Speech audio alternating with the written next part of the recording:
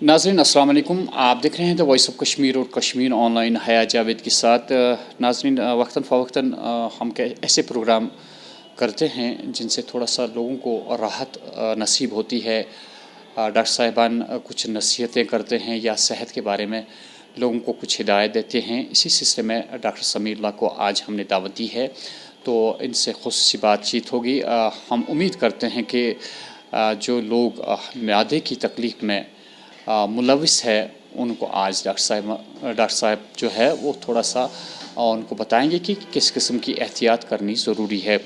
दूसरी जानिब से आज हम डॉक्टर साहब को मुबारकबाद देंगे कि इन्होंने आज एक अच्छी सी सर्जरी कर ली। यहाँ पे मुश्किल थी, लेकिन हमारे डॉक्टर साहब जो है वक्तन फ़वक्तन ऐसे ऑपरेशन करते हैं जिनसे पेशेंट को एक नई ज़िंदगी हासिल होती है। डॉक्टर साहब पहले लोगों को हम ये आपकी इंट्रोडक्शन देना चाहेंगे कि थोड़ा सा उन्हें भी पता चल जाए कि आप किस मर्ज़ के स्पेशलिस्ट हैं।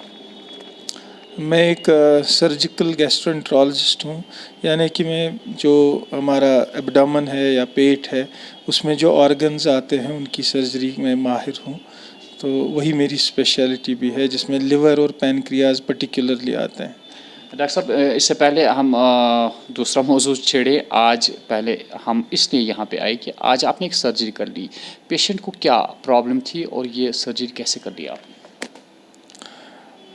पेशेंट बेसिकली हमारे पास एक डायग्नोसिस लेके आया जिसको हम पेरिटोनियल कार्सिनोमेटोसिस कहते हैं, कि जिसमें जो कैंसर है पूरे पेट में फैला होता है। तो इसमें एक ख़ास किस्म जो यहाँ बहुत कम पाई जाती है या कम की जाती है सर्जरी, जिसको हम साइटोरिडक्टिव सर्जरी कहते हैं, जिसमें कि पेट के अंदरूनी हिस्से जहाँ जहाँ पे भी कैंसर है उसको सारे को निकाल दिया जाता है और उसके साथ साथ फिर एक ख़ास तरीके के वॉशेस दिए जाते हैं। तो वो हमने सर्जरी, मुझे नहीं लगता कि हाल फ़िलहाल में कहीं पे भी ये सर्जरी हुई होगी। तो एक बहुत कॉम्प्लिकेटेड सर्जरी होती है जिसमें बहुत सारा वक्त भी लगता है और बहुत सारी एक्सपर्टीज़ भी लगती है। तो पेरिटोनियल कार्सिनोमेटोसिस ही हम इसको कहते हैं अंग्रेज़ी ज़ुबान में। यही डायग्नोसिस था पेशेंट का और हमने साइटोरिडक्टिव सर्जरी इसको कहते हैं, वो इसमें अंजाम दी है। डॉक्टर साहब आम जब इंसान ये बात सुनता है कि कैंसर का नाम सुनता है तो वजूद ही काम जाता है, लेकिन आपने ये सर्जरी कर ली, दैट मीन्स कि अगर इस किस्म का दर्द भी है या इस किस्म की आपको डिजीज़ है या कैंसर से आप सफ़र कर रहे हैं, तो दैट मीन्स ये चीज़ भी पॉसिबल है कि अगर इस किस्म की बीमारी हो वो भी ठीक हो जाती है। हाँ बिल्कुल, कैंसर अब कई कैंसर का जो ट्रीटमेंट बहुत पहले जब हम सुनते थे कि किसी को कैंसर हो गया तो उसके साथ ही अब उसकी ज़िंदगी का ख़ात्मा हुआ, लेकिन बहुत टाइम से अब कैंसर का जो इलाज है वो बहुत आगे बढ़ चुका है, जिसमें सिर्फ सर्जरी का ही नहीं, बाकी जो अराउंड इसके स्पेशलिटीज़ हैं, रेडियोथेरेपी, कीमोथेरेपी, उनका भी रोल बढ़ गया है। और आजकल कैंसर अगर आप अक्सर देखें, पर्टिकुलरली अगर उनको अर्ली स्टेजेस पे पकड़ा जाए तो बहुत सारे कैंसर्स अब क्यूरेबल भी हो गए हैं।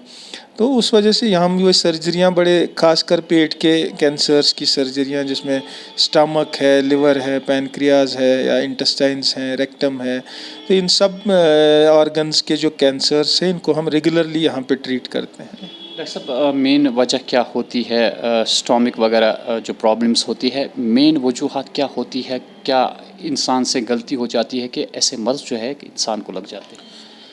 कैंसर का कोई पर्टिकुलर वजह तो आज तक पता, क्योंकि अगर हमें वजह पता चले कि पर्टिकुलर ये वजह है तो जाहिर सी बात है हम उसको अवॉइड करके कैंसर को भी अवॉइड। लेकिन जो जनरली जो स्टडीज़ में या जो तहकीक में पाया गया है तो वो ये है कि हमारे खाने पीने के जो हमारे खाने पीने के आदात होते हैं उनका बड़ा रोल है, पर्टिकुलरली हमारे जो डाइजेस्टिव सिस्टम के कैंसर्स के साथ बहुत ज़्यादा रोल है। जो हम बहुत तला कसा या फ्राइड फूड्स, जंक फूड्स या इस किस्म जिसमें बहुत ज़्यादा जो फ्राइड चीज़ें या बहुत ज़्यादा ऑयली یا بہت زیادہ ریڈ میٹ جو ہم یوز کرتے ہیں، ان ساری چیزوں کا ایک رول دیکھا گیا ہے ان جی آئی کینسرس یا ڈائجسٹیو کینسر. اس کے علاوہ کچھ رول جینیٹک بھی ہوتا ہے، کچھ باہر کے جو ہمارے انوائرمنٹل فیکٹرز ہوتے ہیں کہ ہم کس آب و ہوا میں رہ رہے ہیں، ادھر کتنا ان سب کا اپنا ایک رول ہوتا ہے. بٹ کھانے پینے کے لحاظ سے جو ہمارا بہت ہی اب ایریٹک یا بہت ہی غلط سسٹم بن گیا ہے کھانے کا، اس کا ایک بڑا رول ہے ان سارے کینسرز میں، اسٹامک سے لے کے انٹسٹائنس تک. ڈاکٹر صاحب، عام طور پہ آج کل کی دنیا میں زیادہ شکایت یہ آتی ہے کہ فیٹی لیور جو ہوتا ہے، یا اس میں سٹیج وغیرہ دیکھا جاتا ہے، کون سا سٹیج ہے.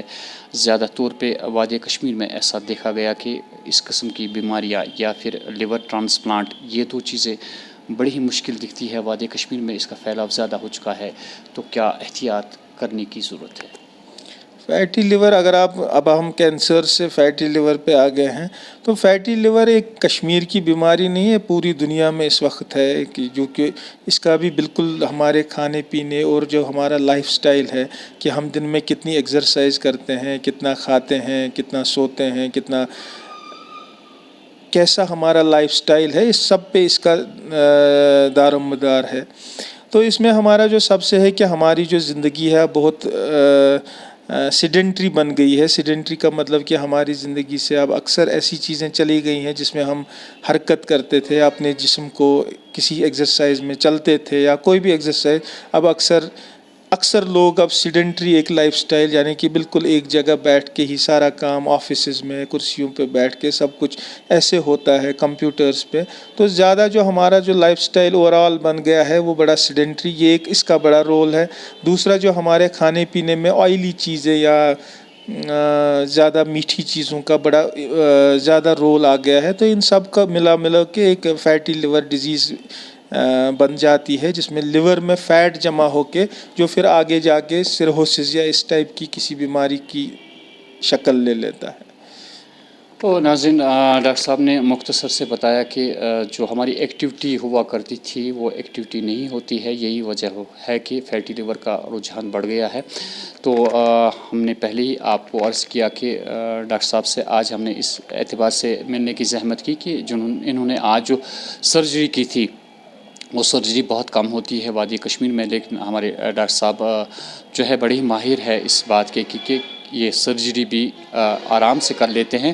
اور ڈاکٹر صاحب نے یہ بھی اطمینان دلوایا کہ کوئی چیز ناممکن نہیں ہے. کینسر کی جو بیماری ہے حالانکہ مختلف پارٹس پہ ہوتی ہے، مختلف قسم کی ہوتی ہے، لیکن جس قسم کی آج انہوں نے سرجری کی، ہم اپریشیٹ کرتے ہیں ڈاکٹر صاحب کا کہ واقعی طور پہ اگر ہمیں یہیں پہ یہ ساری سہولیات بہم ہوتی ہے جو ہم گھبراتے ہیں کہ باہر جانا ہے، ڈاکٹر سمیع صاحب سے آپ مل سکتے ہیں اور آرام سے مشورہ لے کے آپ فیصلہ کر سکتے ہیں کہ کیا صحیح ہے کیا غلط ہے. ڈاکٹر صاحب، آپ کا بہت بہت شکریہ ہمارے ساتھ بات کرنے کے لیے. Thank you.